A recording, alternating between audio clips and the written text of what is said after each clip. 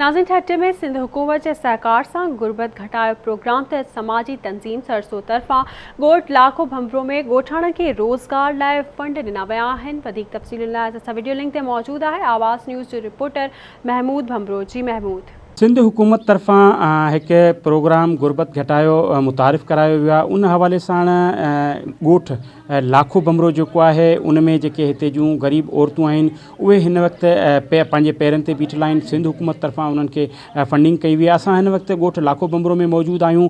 अचो त हिते जेके ॻोठाणी औरतूं आहिनि उन्हनि सां ॻाल्हायूं था ऐं जेके तंज़ीम जा अॻवान आहिनि उन्हनि सां ॻाल्हायूं था त उन्हनि जो छा चवणु आहे। हिते जेके हिकिड़ो गॾियल कारोबार वारो जेको सिस्टम हलायो वियो आहे, जेको हिकिड़ो मच्छी जो तलाउ ॾिनो वियो आहे, जेको गॾियल पंज घराणा गॾिजी करे गादियूं उहे पंहिंजो कमु कारोबार शुरू कयो आहे, जंहिंमें माना 1500 ॿिज विधो आहे मच्छी जो, उनखे फीड कराइनि पियूं ऐं 10 महीननि खां पोइ उहो तयारु थी वेंदो। जॾहिं सम्झो त हे कमु खणी आया आहिनि औरतुनि खे सम्झाइण जे हवाले सां, पोइ जॾहिं हे मुंहिंजे ॻोठ में आया तंज़ीमूं ठाहियूं, जॾहिं मूं बचत जमे कई, पोइ मूंखे ख़बर पई त बचत मां केतिरो फ़ाइदो थिए थो। असांजे ॻोठ में हिकिड़ी असांजे सीओ में हिकिड़ी छोकिरी हुई, उनजी शाम जो तबियत ख़राबु थी पई, उधारे लाइ डोड़ी, जॾहिं असांजे बचत जा रखियल हुआ असां उनखे कढी ॾिना, उनजो इलाजु थियो। जॾहिं मनसूबा ठही था वञनि त तंहिंखां पोइ गवर्नमेंट ऑफ सिंध जी सपोर्ट सां असां उन्हनि खे फिनेंशियल सपोर्ट कयूं था।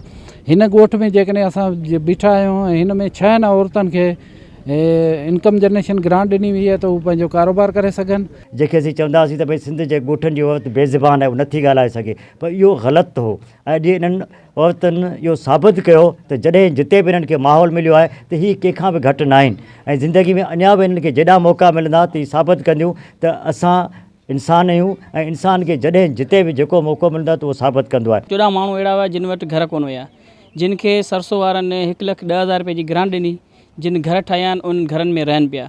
ऐं ॿिए जॻह ते मुंहिंजे ॻोठ में तक़रीबन 6 माण्हू अहिड़ा हुया जिन जो स्कोर 0 खां 10 ताईं हुयो, जिन खे हिननि इमदाद ॾिनी आहे 15,000 रुपया फ़ी घराणे जे हिसाब सां। तव्हां हिते जे ॻोठाणनि जा वीचार ॿुधाया। ॻोठाणनि जो इहो चवणु आहे त सिंध हुकूमत तरफ़ां जेको हिकु गुरबत घटाइण वारो प्रोग्राम मुतारिफ़ करायो वियो आहे, उन प्रोग्राम तहत जेका ठठे जे अंदरि हिकु समाजी तंज़ीम सरसो कमु करे रही आहे, उन्हनि जी वॾी सपोर्ट कई आहे। सिंध हुकूमत तमामु हिकिड़ो सुठो एफर्ट्स वरिता आहिनि ऐं गुरबत घटाइण जे हवाले सां उन्हनि खे बिना कंहिं व्याज जे उहे पैसा ॾिना विया आहिनि, जंहिं ते हिन वक़्तु उहे औरतूं पंहिंजे पेरनि ते बीह करे पंहिंजे घरनि खे हलाए रहियूं आहिनि।